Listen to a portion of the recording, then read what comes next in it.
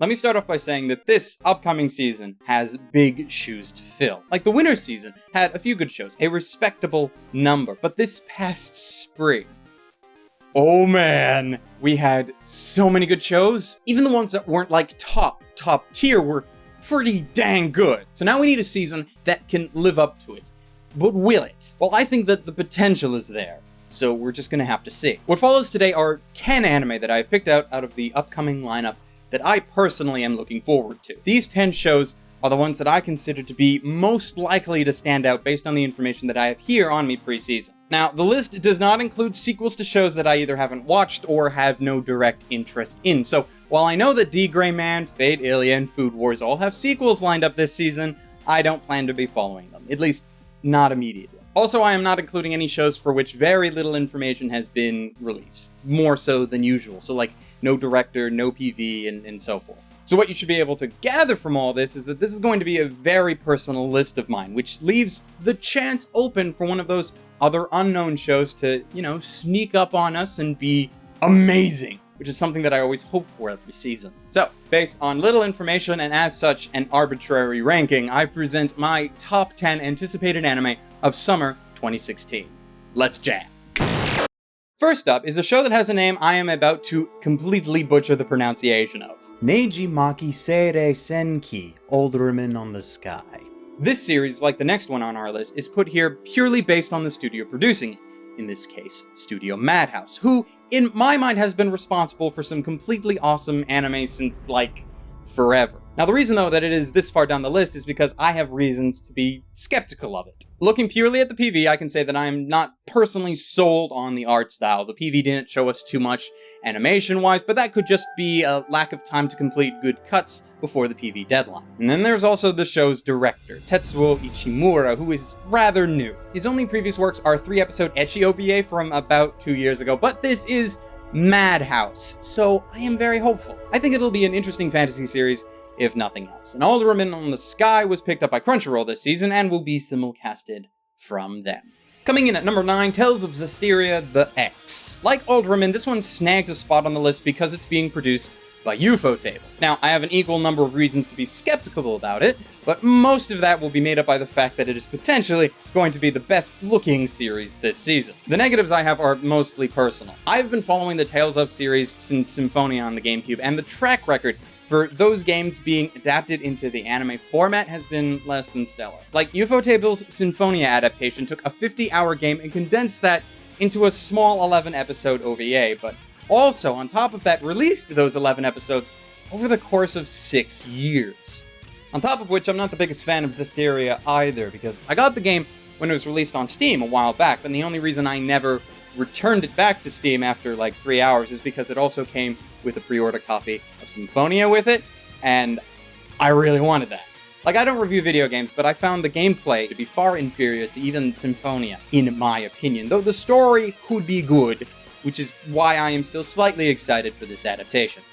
Zestiria the X was picked up by Funimation and will be available from them. No word yet on if it's getting a broadcast dub, mostly because it's far too early to be talking about such things. Next up is Qualidea Code. For this one, I'm less looking forward to the good animation, though it is A1 Pictures, so it's probably going to be somewhat impressive, but I'm more so looking forward to the music of this series, actually. The show's composer is Taku Iwasaki, who previously was responsible for Soul Eater, Akame ga Kill, and Noragami, among others. These shows have phenomenal soundtracks, and for Akame ga Kill especially, the music was one of the few things that got me through my watching of the series. On top of having that composer for the soundtrack, they have also snagged both Lisa and Claris for the OP and ED songs, which is quite an amazing feat, so I'm hoping that both of those are going to be impressive as well. Story-wise, there's going to be some semblance of a futuristic fantasy setting with cute girls and explosions. I am expecting a spectacle, and I doubt that it will fail to deliver. At the time of this video, Qualidea Code has not been officially picked up by any legal licensor, but there is still time ahead.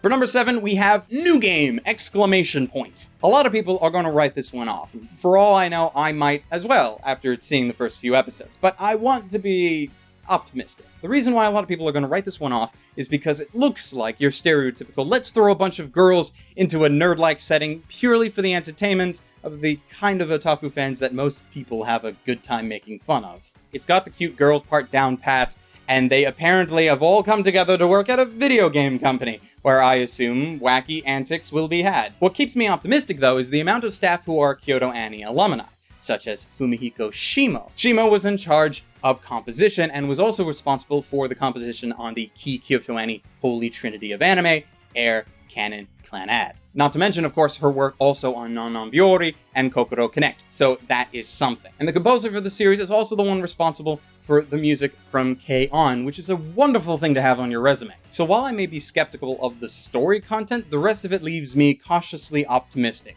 which is the best that I can hope for most times. Like Qualidea Code, new game, !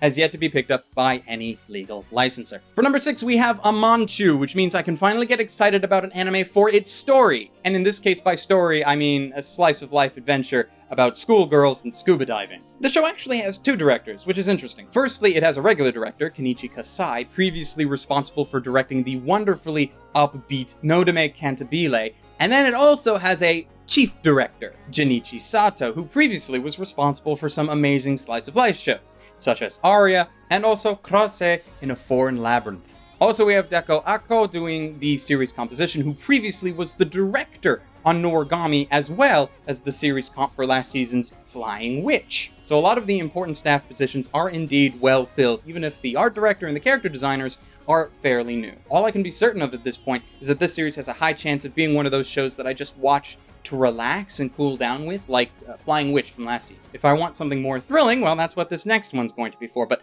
Amanchu also has yet to be picked up. Moving on. Number 5, Berserk.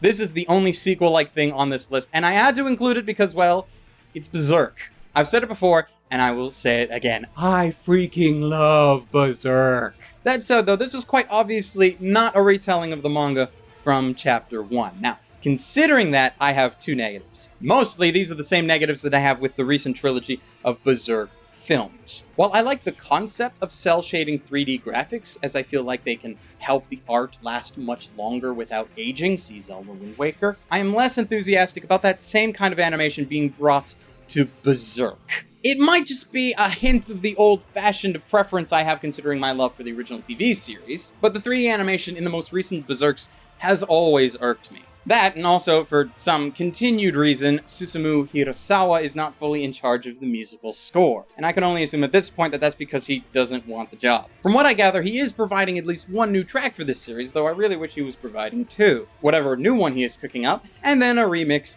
of Forces, because Forces is amazing. Anyway, I'm still looking forward to this version of Berserk quite a lot, and it will be streaming on Crunchyroll this season. Now, starting to both wind down the list, but also ramp up our excitement a bit, we have 91 Days. 91 Days is a mafia drama taking place in the Prohibition era. It is not based on any existing manga or light novel, and I think it is going to be freaking amazing. It is being handled by the same studio responsible for Terror in Residence, as well as the Durarara sequels, and the series composition is being done by Taku Kishimoto, who handled both the comp for Erased and last season's stellar Joker game, show I never did a video on, but probably should have, because it was really good. Now, my only hang-up at this point, with the little information we have, would be the director, Hiro Kaburaki. Mostly because he's much better known for directing shows that are either comedy or romance, 2 things which I'm hoping this series is not. But it looks good. Ling Segura is taking care of the opening, which I can hopefully count on as being good, and this kind of mob story has always been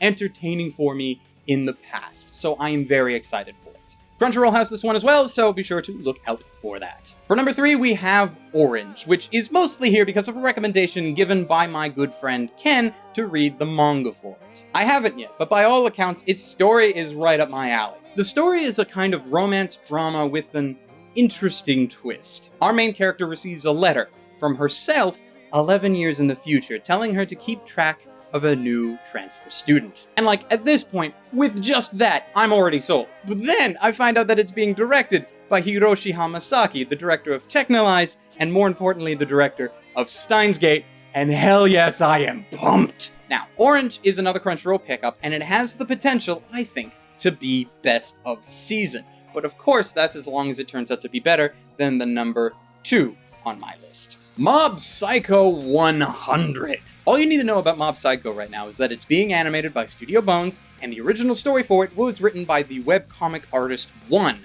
The very same guy who created One Punch Man. You know, that uber popular anime from last year? Yeah, same guy. One of the major differences as far as we're concerned for watching it from One Punch Man to Mob Psycho is that it's going to be available on Crunchyroll this time around, not Daisuke. So that's an interesting change of events. Now, I'm actually going to skip over my detailed reasons for why I am psyched as hell for this show, because I'm actually planning on dedicating an entire video to it shortly, so watch out for that. But I do believe you might be wondering what I am personally more hyped for than this. Well, sweetness and lightning. I am so pumped. This is going to be so cute. It's gonna look so good in the food. Oh. So this is the point where I have to remind people that this is my personal list, and I realize that not as many people are going to be as pumped for sweetness and lightning as I am. And most of my pumpedness for this show is because it's actually one of the few times that I've read the manga for something. Reading manga is not something I traditionally do, so the fact that I can actually be excited for a series because I know the source material is amazing for me. Like, I haven't been this excited in this way for a show since Ghibli announced that they were going to be adapting Howl's Moving Castle into a film. Only then for, you know, it to be not really much like the book. Anyway, Sweetness and Lightning is about a new single father attempting to take care of his young daughter on his own. How he is able to accomplish spending time with her is that they attempt to learn how to cook, along with the help of one of his students, as he is a high school teacher. It's this weird cross between Food Wars and Usagi Drop, but without the competition from Food Wars and the things from the Usagi Drop manga that no one should ever read. Stick to the anime on that one. Trust me. What I am expecting and plan to get is a very light-hearted series, one that I will probably have to watch on a full stomach, considering all of the wonderfully animated food which they will probably have on display. And I'm a sucker for this kind of story, which is why I read the manga in the first place. You can disagree with my number one pick, but ultimately this is my anticipated shows list, not anyone else's. What are you guys excited for? Let me know down in the comments, and with luck, most of this list will be available for legal streaming either on Crunchyroll or Funimation or where have you, and we have some of these picked up already, on top of which both Funny and Crunchyroll have stated that there are more announcements to come, and there are a few entries on this list that haven't been claimed yet. Though at the moment, Crunchyroll has the most on this list already, with Mob Psycho, Orange, and Sweetness and Lightning being my top 3, so they are off to a very good start. As usual, there will also be a link down in the description, crunchyroll.com/classreflection, for a free trial of the Crunchyroll Premium service, because it will be required if you plan on watching any of their offerings as soon as they are released. If you don't mind the week delay, though, they will also be out for free eventually, so if you're strapped for cash, that is an available option. As I mentioned before, I have a video on Mob Psycho coming out soon, and chances are most of the shows on this list will be subject to a first reaction sometime following the start of the season. I am very much looking forward to all that. I hope you are too. And until then, ladies, gentlemen, and others, stay frosty.